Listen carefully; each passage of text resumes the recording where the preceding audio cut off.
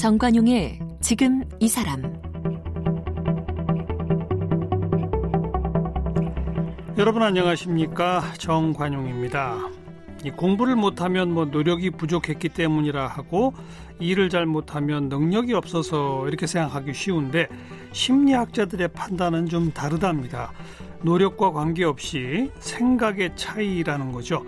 실력과 능력이 부족한 게 아니라 나는 할 수 없다. 이런 부정적인 신호가 원인이라고 합니다. 이런 부정적 신호만 차단할 수 있으면 누구든지 실력자, 능력자가 될 수 있다고 하는데요. 바로 이런 과정을 이 10년간 직접 체험해서 학교 폭력의 트라우마 또 난독증에서 스스로 벗어났고요. 베스트셀러의 작가로 성장한 분이 있어요. 작가 정주영 씨 오늘 초대해서 나를 괴롭히는 부정적인 신호를 끊어내고 나를 변화시키는 긍정적 신호를 찾아내는 방법 이야기를 좀 듣겠습니다.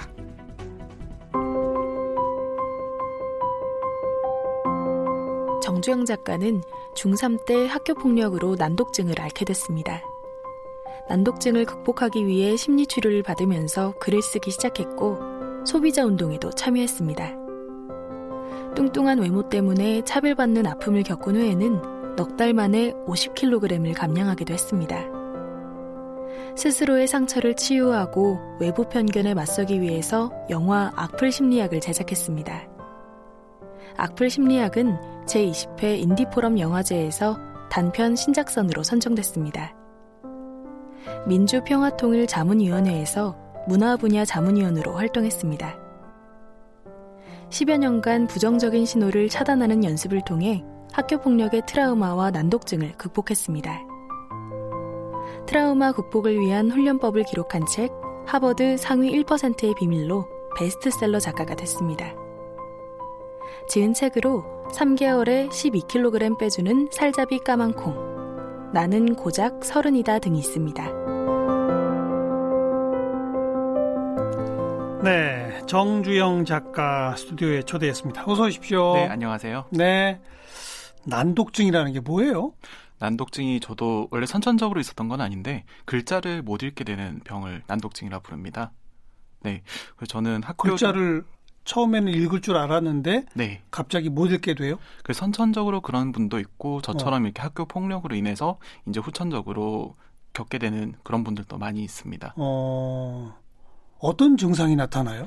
글자가 흔들거리죠. 이게 막 움직여요, 글자가? 네, 그냥 정지된 글자가 제가 이렇게 보게 되면은 글자가 막 떠다니듯이. 그래요? 네, 흔들흔들거립니다. 왜 그렇게 생길까?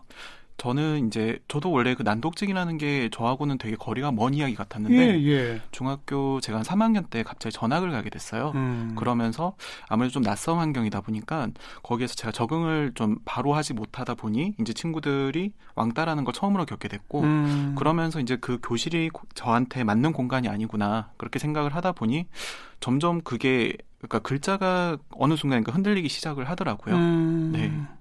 그러면서 왕따를 겪을수록 제가 글자도 더 흔들리게 되면서 좀 이른 시기에 그게 가장 중요한 시기죠. 그때 이제 학교 폭력 때문에 좀 글자를 못 읽게 됐던 그런 경험이 있습니다. 칠판에 있는 뭐 그런 글자만이 아니라 책에 있는 글자도 네, 맞습니다. 못 읽어요?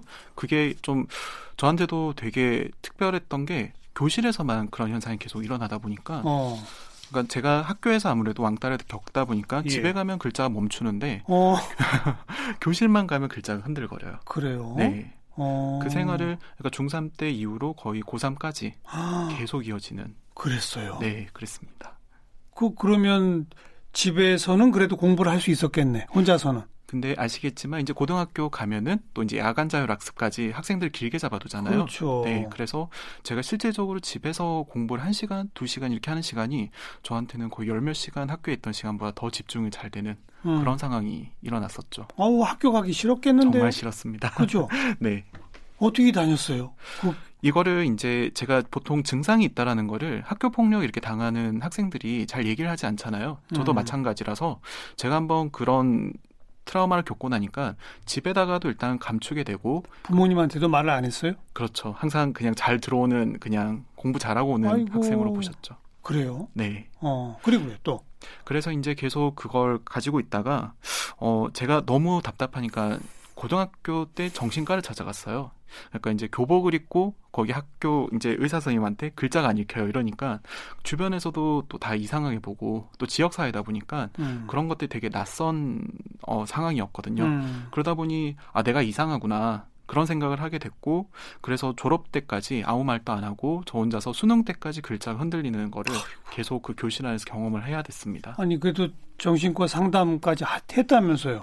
했는데 이게 제가 몇 번 가다 못 가게 됐어요. 왜냐하면은 교복을 입고 학생이 야간 자율학습 시간에 갑자기 정신과를 간다는 거는 누가 봐도 정말 이상했고 한 번은 택시 기사님이 아니 왜 공부 잘하는 교복 입고 왜 거기 그러니까 학교가 좀 비평준화였거든요. 그래서 왜 거기 정신과를 왜 가냐 이렇게 호기심 어린 질문이 오히려 제가 더 감추게 되는 좀 그런 경험들을 많이 겪게 됐었습니다. 네. 네. 그러면 아무래도 그 학업 성적이 좀 나쁠 수밖에 없었겠네요. 맞습니다. 그래서 제가 거의 언어 영역이나 이런 것들이 굉장히 많이 떨어졌었고 글자를 일단 교실 안에서만 들어가면 특히나 이제 제가 그 친구들의 다리만 보면은 글자가 흔들리기 시작을 했거든요. 왜냐하면 친구들의 다리? 네, 왜냐하면은 교실에서 저를 괴롭히던 친구가 되게 다리를 많이 떨었어요. 그러다 보니까 거기에 대해서 이제 제가 나중에 심리 치료를 하면서 알게 됐던 게 그런 어떤 저를 괴롭혔던 학생의 특징적인 모습들을 갖다가 제가 내면화 시켜가지고 그다음에 그 다리가 흔들리는 걸 글자가 흔들리는 이런 식으로 심리가 좀 결합이 돼서 안 좋게 보였던 그런 증세였습니다. 예. 네. 그게 그러면 중3 때부터 시작해서 고등학교 졸업 때까지. 네. 그 이후는요? 그 이후에도 사실 계속 있었는데 근데 저는 이제 이게 난독증이라는 게 제 삶에서 되게 특별했던 게 교실이라는 공간 그러니까 제가 가지고 있던 환경에 대한 신호가 되게 예민하게 저는 받아들이구나. 그걸 알 수가 있었습니다. 교실을 나오니까 좀 글자가 그다음부터는 좀 덜 흔들리는 그러다가도 제가 또 재수 삼수를 하면서 또 재수를 하면서 이제 어차피 수능을 보려면 교실에 가야 되잖아요. 학원에 가야죠. 네, 학원도 그렇고 학원 교실도 역시 마찬가지였습니다. 그러니까 제 나이 또래에 저를 괴롭혔던 사람만 옆에 있으면은 제가 글자가 흔들리는 거. 그게 계속 이어졌죠. 구체적으로 그 괴롭히는 사람이 없어도 그렇죠. 이게 되게 정신적인 영역이라서 그러니까 과거 그 기억 때문에 계속 그게 그렇죠. 왜냐하면 중3이다 보니까 당연히 졸업을 하게 됐고 그래서 1년간의 왕따였는데도 정말 학교 폭력 피해자들이 이래서 정말 극단적인 선택을 하구나. 네. 말도 못하는데 이제 계속 끙끙 앓고 이야기를 살짝 하면은 다들 이상하게 봐버리니까 저도 그래서 그러다 보니까 보통은 이제 그냥 마음이 이렇게 힘들다면은 저는 글자까지 같이 흔들려버리는 그런 현상이 있었습니다. 그 좀 아까 그런 학교 폭력 당하면 극단적 선택 얘기했는데 정주영 작가도 그런 생각이 있었던 적 있어요? 거의 엄청 많이 들죠. 학교라는 공간이 굉장히 숨이 떨리고 그러니까 친구들은 평범하게 이렇게 앉아서 공부를 한다면은 전 혹시 내가 계속 뭔가 잘못하고 있지 않나. 계속 그런 식으로 부정적인 것들을 저 스스로 만들어내더라고요. 그러다 보니 이 공간이 계속 맞지 않겠다. 그러다 보니 계속 극단적인 생각을 교실 안에 앉아 있으면은 한 10몇 시간 앉아 있잖아요. 고등학생들이. 저도 10몇 시간을 계속 저에 대한 부정적인 그게 특히 이제 학교를 마치고 나올 때면은 학생들은 다 주변에 이제 이제 오늘 공부가 다 끝났다 이렇게 개운해 하는데 저는 글자를 못 읽다 보니까 그 공간에서 아무것도 한 게 없어요. 그렇죠. 그렇다 해서 이거를 누구랑 상담할 곳도 없고 아이고. 그래서 내가 계속 잘못되고 있구나. 그러다 보니 이게 고2, 고3으로 갈수록 심리적 압박이 수능이 얼마 안 남았다가 아니고 내가 계속 이 공간에 내가 숨이 막히겠다. 아이고. 네, 그런 생각을 좀 많이 하면서 오히려 좀 적극적으로 부모님한테 알려서 학교를 그냥 아예 자퇴를 하든지 이렇게 했었어야 되는 건데, 그죠? 지금 와서 제일 후회하는 지점이 그죠? 그 공간을 저는 나왔어야 됐다. 그죠? 네, 맞습니다. 그리고 뭐 재수, 삼수까지 쭉 하면서도 그런 증상이 계속 이어졌다는 얘기고. 왜냐하면 제가 졸업하고 나서도 저를 인정하지 않으려 했어요. 아시겠지만 이렇게 보통 피해자들은 그 자기가 피해받은 것들을 웬만하면 은폐 축소를 하려 하거든요. 저도 그냥 제가 별거 아니겠지. 계속 이렇게 생각을 하는데도 계속 가슴이 떨리고 그거를 인정하지 않으려는 시간이 재수, 삼수 내내 이어지다 보니까 그래서 독서실 같이 이렇게 완전히 차단된 공간이 아니면은 글자가 계속 이렇게 흔들리더라고요. 그거를 이제 나중에 삼수 이후에 이제 제 스스로가 문제가 있다. 다 끝나고 나서 네. 음. 그러고 나서 이제 인정을 하고 제가 그때 받았던 상처, 그다음 내면의 어떤 문제들, 부정적인 생각들을 그 의사분하고 같이 좀 전문적으로 하시는 분에게 그 다 털어놓고 꺼내는 작업을 했습니다. 그랬더니 글자가 조금씩 멈추더라고요. 그러니까 그 고생을 하고 전환의 계기가 된 게 뭐예요? 그게 삼수 때예요? 삼수, 재수 이렇게 할 때에도 계속 문제는 있었는데 문제는 제가 더 이상 내 안의 문제를 찾는 게 아니고 바깥에서 이제 제가 받았던 그런 것들에 대해서 객관적으로 리뷰하는 상황. 약간 좀 쉽게 말하면 제 스스로 이제 의사를 찾아가서 이런 문제가 있습니다. 해서 다 털어놓고 인정하고. 맞습니다. 그러니까 학생 때도 몇 번 정신과를 찾아가긴 했지만 그때와는 좀 다른 마음가짐으로 간 거네요. 맞습니다. 그때는 죄책감이었고 해결해야 된다고 하는데 저 스스로한테 해결 시간을 많이 주진 않았어요. 왜냐하면 다음날 또 그 공간에 가야 됐고 또 그 학생들을 계속 봐야 되는데 맞아요. 저를 괴롭힌 애들은 없어졌는데 항상 그런 비슷한 학생들만 봐도 울렁거리는 그거를 빠르게 너무 치료하려고 했었던 것 같아요. 과거에는. 네, 맞습니다. 근데 이제는 나한테 정말 문제가 있구나. 네. 이걸 드러내고 네. 그리고 전문가와 상담하고. 네, 맞습니다. 그러면서 어떻게 됐어요? 어떤 변화가 찾아왔어요? 저는 이제 처음에 난독증을 거의 한 10년 정도 알았거든요. 네, 그러다 보니까 되게 긴 시간 동안 응축이 되더라고요. 보통 시간이 지나면 이렇게 흐려진다고 하는데 상처들이 그게 아니고 오히려 그 상처의 핵은 그대로 남아 있어서 더 많이 파생돼 있더라고요. 그래서 저는 이제 그때 시기로 돌아가서 저를 리뷰하는 작업. 그러니까 왜 친구의 다리만 봐도 이렇게 글자가 흔들리지? 그리고 왜 교실이란 공간만 가면 나 이렇게 숨이 멎을 듯이 힘들까? 네, 그런 것들을 계속 리뷰하다 보니까 한 1년, 2년 정도를 계속했어요. 근데 처음에는 너무 제가 과거로 돌아가는 게 아닐까. 왜냐하면 한국 사회에서는 좀 더 앞만 보라고 하는데 제가 오히려 더 뒤처지는 느낌인 거예요. 그럴 때 오히려 의사 선생님이 그럴수록 더 정확하게 끊어내야 앞을 빠르게 정확하게 달릴 수 있다. 그 말에 저도 공감을 해서 그래서 이제 저를 좀 치유하는 과정에서 제가 되게 그 공간에서 받았던 신호를 완전히 흡수하고 있었더라고요. 그걸 이제 덜어내는 작업을 오랫동안 했었죠. 얼마나 걸렸어요? 그런 저는 한 1년 반. 어이구. 네. 근데 알았던 시간이 10년이니까요. 예. 그러니까 과거로부터 나를 괴롭히던 아픈 기억들 속에 부정적인 신호. 네, 맞습니다. 그걸 끊어내는데 무려 2년 반이 걸렸다. 네, 그렇습니다. 지금 이 방송을 들으시는 이제 청취자분들은 물론 뭐 그렇게 심각한 난독증까지 뭐 이런 경험을 하지 않더라도 그쵸. 왠지 좀 자기 스스로 좌절하고 뭐 자기 비하를 뭐 스스로 한다든지 그런 어떤 마음가짐 갖고 있는 분들도 꽤 있을 거 아니에요. 네, 근데 그런 분들이 스스로 부정적 신호를 끊어내는 어떤 좋은 방법론 같은 게 있나요?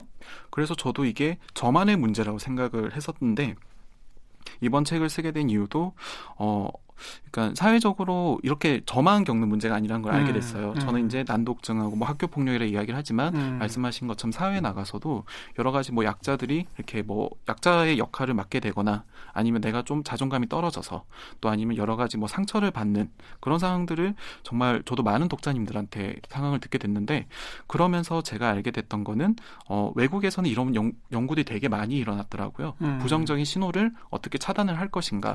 그리고 한국 사회에서는 다들 노력을 이야기하는데 외국에서는 좀 클로드 스틸이라는 교수가 왜 자기가 받은 신호가 실제로 이렇게 성적을 떨어뜨리고 그다음에 실제로 퍼포먼스도 떨어뜨리고 뭐 운동하는 선수들이라면은 내가 그냥 운동을 못한다 이런 인식만 받아도 실제로 운동을 못하게 되는 그리고 직장 상사들한테 이렇게 뭔가 안 좋은 얘기를 들어도 실제로 업무 수행력이 떨어지는 그렇죠. 그런 연구들이 굉장히 많이 일어난 걸 보고 저는 그때까지 제가 노력이 부족해서 생각을 했는데 그것보다는 좀 사회적 신호 이런 것에 대해서 우리가 좀 더 되돌아봐야 되지 않을까. 네. 그렇게 생각을 하다 보니 책에서 좀 클로드 스틸 이런 식의 여러 학자들의 책을 많이 담아냈던 것 같습니다. 사회적 부정신호. 네. 그거를 끊어내기 위해서는 먼저 있는 그대로의 자기를 인정하라. 맞습니다. 그런 거죠. 저도 있는 그대로의 저를 마주하기까지가 굉장히 오래 걸렸었고 또 이게 시간이 길어질수록 오히려 그 치료하는 시간이 아까 말씀하셨던 것처럼 2년이 넘게 걸리다 보니 저는 지금 제가 10대로 돌아갔다면은 좀 빠르게 그 공간이나 아니면은 치료를 받게 하지 않았을까.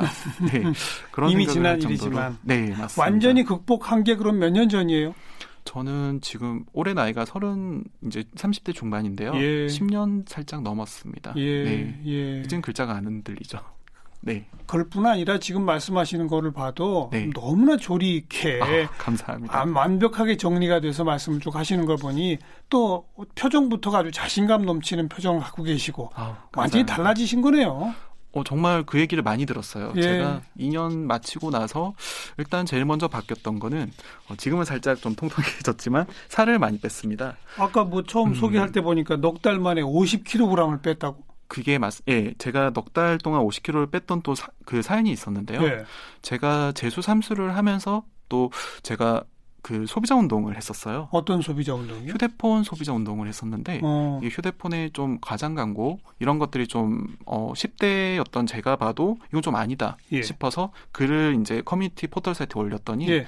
다음 날에 굉장히 화제가 돼서 9시 뉴스까지 나오게 되면서 이제 내가 쓴 글이 이렇게 의미가 있구나, 사람들한테 전달이 될 수 있구나. 예. 근데 그때 당시에도 저는 난독증이라서 제대로 글을 이렇게 못 쓰고 나는 글자랑 안 맞아 이렇게 생각을 하다가 갑자기 소비자 운동으로 제가 하게 돼서 그러다 보니 이제 그 소비자 운동을 좀 진행을 하면서 제가 놓쳤습니다.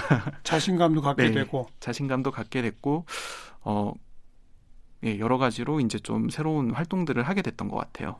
그러면서 체중 감량은 어떻게 된 거예요? 그런데 제가 그 와중에 악플을 받게 돼서 이제 제 얼굴을 이제 인터뷰 기사로 나왔었는데 그때 악플이 한 3,000개가 정도 저에 대한 공격이 쏟아졌어요. 뭘요? 그때 이제 소비자 운동으로 한 그 소식 때문에? 아니요, 그냥 제 외모에 대해서.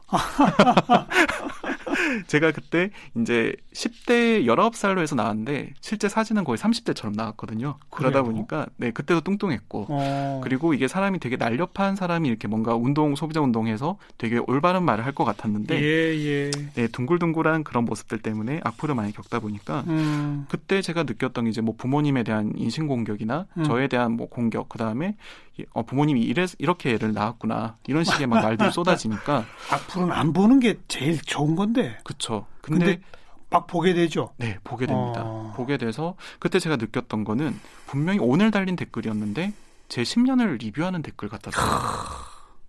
약간 사람들 말이 너무 잘 맞아요, 사실.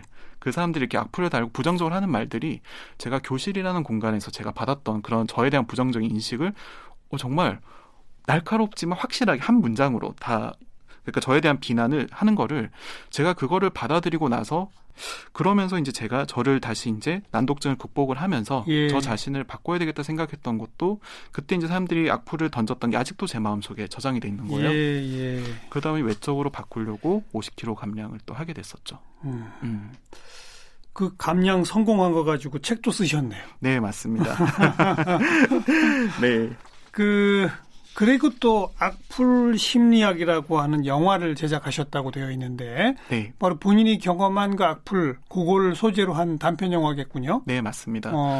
외모를 이렇게 바꾸니까 이제 내면을 바꾸려는 노력을 저도 이제 영화로 제작을 하게 된 것 같아요. 네. 책을 쓰고 이제 강연도 이렇게 여러 가지를 했지만 그것만으로 좀 생각을 전달하는 데 한계가 있어서 좀 시각적인 것으로 메시지를 전달하는 게 필요하겠다. 네, 그렇게 생각을 하게 된 것 같습니다. 이거 제작했다는 건 뭐예요? 그러니까 뭐 감독이 따로 있고? 네, 감독은 제가 유능한 감독님을 따로 이렇게 섭외를 했었고 섭외해서 제 자전적인 이야기, 그러니까 사람들이 부정적인 것들로 어떻게 한 사람이 이렇게 무너지고 그리고 다시 어떻게 극복해 나가는지 그걸 이렇게 좀 그려낸 영화를 만들려고 그렇게 작업을 했었습니다.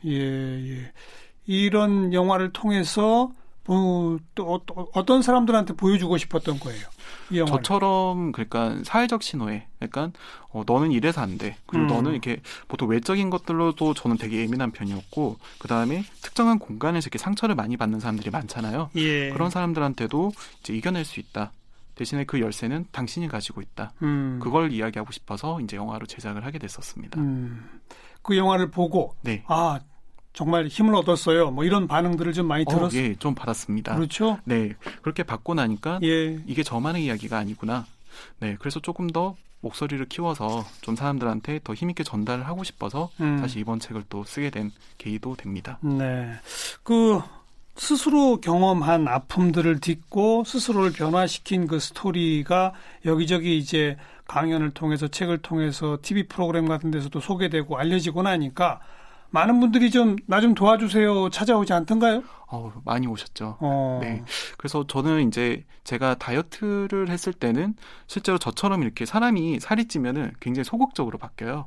그러다 보니까 외적인 것들로 되게 컴플렉스가 내적인 것까지 번지시는 분들하고 같이 다이어트를 해서 그러니까 저는 정말 놀랬던 게 처음에 4달에 50kg를 뺐던 게 저만의 이야기일 줄 알았는데 그렇게 해서 한 10명, 20명 정도 다 같이 그렇게 50kg를 뺀 적이 있어요. 500kg를 비웠죠, 거의. 예, 네. 예. 그러다 보니까 조금 더 이렇게 외적인 걸 바꾸고 나니까 일단 사람이 전부 다 바뀌시더라고요. 그렇죠. 성격이. 저희가 처음에 봤을 땐 되게 침울했었는데 사람이 이제 좀 밝아지고 그다음에 또 적극적으로 바뀌시는 것들을 많이 보고 나서 예. 네, 그런 것들을 받고 그다음 제가 이번 책을 내고 나서 독자님을 만났을 때는 외적인 것보다는 내적인 게 많이 무너지신 분들 그런 독자님들을 많이 뵀어요. 네. 그러다 보니까 저처럼 이제 어제 그 연구실이라는 공간이 굉장히 뭐 트라우마가 되셨던 그 대학원생도 봤고 네, 근데 그분 같은 경우도 바로 오늘, 어제 이렇게 그 위에 선임이나 이렇게 상처를 주셨던 분들에 대해서 계속 거기에 엄청 갇혀져 있고 그리고 제가 악플을 받았던 것처럼 그분도 그 사람들이 이렇게 하는 말을 바로 자기가 삶 전체를 리뷰해서 하는 말처럼 받아들이고 계셨더라고요. 그래서 저도 이제 그분하고 이제 상담을 하면서 저는 이제 그러니까 제가 끊어냈던 방법이 10년 전에 제가 그 겪었던 상황을 리뷰하는 거였는데 그 독자님 같은 경우는 전문대부터 시작을 하셨어요. 그런데 이제 4년제로 편입을 하시고 또 그다음에 처음엔 영문으로 이렇게 영어로 공부를 시작을 하셨다가 지금 이제 공학 연구로 넘어가셨거든요. 네. 자기가 정말 하고 싶은 걸 나가는 10년이었기 때문에 그 선임 연구원이 너는 앞으로 안 돼. 이렇게밖에 못하는 거는 앞으로도 계속 안 될 거야. 이렇게 하는 말보다 10년 동안의 자신을 보게끔 하게끔 서로 이렇게 얘기를 많이 나누다 보니까 그분도 굉장히 바뀌시고 네, 그리고 이제 지금 얼마 전에 또 취업을 하셨다고 하시더라고요. 예. 그렇게 사람이 바꾸는 거는 자기 안에 힘이 있다는 거를 저는 계속 같이 발견을 하는 것 같습니다. 자기 안에 힘이 있는데 네, 맞습니다. 그러려면 아픈 과거와 정면으로 마주 봐라. 그렇습니다. 그런 거죠. 젊은 학생들도 많이 가르쳤다고요? 네, 맞습니다. 제가 정말 제 인생에서 손꼽히는 학생이 있는데요. 그 학생 같은 경우는 처음에 20점이었어요. 네? 시험 점수가. 20점? 네. 고등학생, 중학생이었습니다. 중학생? 네, 중3이었고요. 예. 그리고 나서 중3에서 이제 고등학교 넘어가는 시점. 그때 이제 제가 그 학생을 맡게 됐었는데 20점밖에 못 받던 학생이다 보니까 이제 집에서도 그냥 이 학생 놀아만 줘라. 아시죠? 그냥 그 공간 안에서 얘가 그래도 뭔가 수업을 받았다. 그것만 하게끔 이렇게 원하시길래 그래 가서 저도 이제 사실 워낙 그런 학생이라는 소문을 많이 들었고 실제로 문을 안 열어주더라고요. 방문을? 네. 그러니까 하기 싫다고. 그래서 이제 제가 이 학생한테 교과서를 가르칠 게 아니라 저는 영어를 가르쳤었는데요. 영어를 이제 가르칠 때 그 학생한테 영어 교과서 대신에 팝송으로 시작을 했습니다. 네. 그러면서 이 학생은 이제 음악을 되게 좋아하더라고요. 그래서 점점 팝송으로 영어 공부를 시작을 하면서 제가 그 학생한테 그 공간 안에서 정말 잘한다. 그런 신호들을 계속 보냈어요. 칭찬. 네. 이게 보통 우리가 뭐 칭찬은 고래도 춤추게 한다고 하는데, 그래요. 근데 저는 이제 거기에서 조금 더 한 발 나가서 이 친구가 학교라는 공간에서 굉장히 상처를 많이 받았구나. 그걸 알게 되겠더라고요. 마치 제가 10년 전에 겪었던 거랑 너무 비슷해가지고, 그래서 저는 이제 그 친구가 그 방 안에서만큼은 자기가 정말 공부를 잘한다. 그런 신호를 계속 보내니까 이 친구가 한 6달 뒤에 90점을 받았어요. 그러니까 학교에서도 정말 믿지가 않았었는데 근데 저는 이제 와 성적이 어떻게 70점이나 뛰나 그렇게 생각을 했었는데 이 친구가 이제 영어를 이제 자기가 이렇게 성적이 오르니까 국어 수학까지 다 같이 이제 욕심을 내게 시작을 그렇게 되겠죠. 네, 했었습니다. 그때 제가 이제 느꼈던 게 얼마나 많은 학생들이 이런 어떠한 자기만의 신호를 놓치고 있지 않았을까. 네, 그런 생각을 부정적 했습니다. 신호는 끊어내고 긍정적 신호로 바꿔라. 네, 맞습니다. 이거 아니에요. 네. 우리 정주영 작가도 처음에 이제 소비자 운동 글을 썼더니 사람들이 인정해 주는 거. 네, 여기서부터 맞습니다. 아마 긍정적 신호의 단초를 봤을 것 같아요. 그래서 제가 작가가 됐습니다. 그런 거죠? 네, 맞습니다. 지금 이제 그 방문도 안 열어주던 그 학생도 팝송으로 영어 공부하면서 너 참 잘한다라고 한 그 긍정적 신호. 그게 하나의 이제 출발이 된 거겠죠. 네, 정말 저는 그걸 직접 보니까 너무 감동이었어요. 네. 우리 청취자분들한테 부정적 신호를 끊고 긍정적 신호로 전환하는 무슨 노하우, 방법 좀 요약해서 정리해 주시면. 제가 주로 이제 상담을 많이 받던 거는 오늘 어제 이렇게 자존감을 무너뜨리는 사람들의 예. 그런 상담을 많이 받게 돼요. 근데 제가 그 독자님들의 삶을 보통 한 3시간, 4시간씩 혼자서 듣는 편이거든요. 네. 근데 그렇게 듣다 보면 참 잘 살아오셨어요. 근데 오늘 바로 그 사람의 10년을 모르고 함부로 이야기하는 것들 때문에 무너지는 그거를, 그러니까 그 현장에만 자기를 가두는 거예요. 네. 그래서 저는 이제 10년간 잘 해왔던 자신의 모습을 한번 객관적으로 들여다보면서 자기 안의 자존감을 찾는 거를 추천을 드리고, 그리고 이제 반대로 이제 그 옛날의 상처 때문에 계속 지금 아프신 분들도 있을 거예요. 그럼요. 네. 그게 이제 뭐 상사의 이야기든 아니면은 어떤 직장이든 아니면 공부든 아니면 연애든 그런 식으로 해서 자기한테 상처를 주는 공간을, 저는 그 공간에 다시 자기를 데리고 가봐야 된다. 그리고 그 공간에 카메라를 하나 놓을 걸 추천을 드려요. 제가 의사 선생님하고 같이 이렇게 작업을 하면서 되게 바뀌었던 계기가, 저는 이제 카메라를 두고 보니까 제가 거기에서 현장에서 당하던 제 모습을 객관적으로 보게 됐어요. 그러다 보니까 교실이란 공간으로 가보고 네. 거기에 카메라를 두고 본인을 촬영하는 거예요? 그러니까 정신적으로. 정신적으로. 그게 우리가 과거를 잘 가상 보지 않는데 상상으로. 맞습니다. 예. 그걸 이제 의식적으로 하면서, 그러니까 내가 그때 받았던 그 상처, 그걸 갖다가 이제 카메라를 하나 놓고 영화처럼 본다고 생각을 하면은, 마치 제가 악플 심리학을 만들었듯이 그렇게 이제 영화로 본다고 생각을 하면은 사실 별게 아니거든요. 그 자신을 이렇게 무너뜨린 사람도 자신을 잘 몰랐고, 근데 자기는 거기에 완전히 겁먹어 있었고, 그거를 계속 보고 나면은 그 사람이 던졌던 무례한 말이나 아니면 나를 깎아내리던 말, 그리고 내가 상처가 됐던 신호들이 권위가 사라지는 거를, 그거를 저는 10년 동안 계속 경험을 했었고, 그리고 이제 청취자분들한테도 그 신호를, 권위를 없애는 거, 자기가 받았던 부정적인 것들의 권위를 없애는 것들에 대한 작업을 저는 추천을 드립니다. 10년을 고생하시고 극복하고 10년 동안 이제 자기가 깨달은 노하우를 사람들한테 전달하고 계신 건데, 앞으로 계획은요? 사실 지금 책으로선 제가 할 건 다 한 것 같고, 그래서 이제 작가의 길보다는 조금 더 사람들한테 빛을 줄 수 있는 방법이 무엇일지, 그리고 사실 아직 제가 저의 빛을 좀 찾지 못했어요. 그러다 보니까 이제 저만의 상위 1%의 비밀은 무엇일지를 갖다가 책의 그 다음 이야기를 직접 써봐야 되겠다, 그런 생각을 하고 있습니다. 알겠습니다. 내면의 변화를 집중적으로 분석한 하버드 상위 1%의 비밀, 이 책 쓰신 정주영 작가를 함께 만났습니다. 고맙습니다. 네, 감사합니다.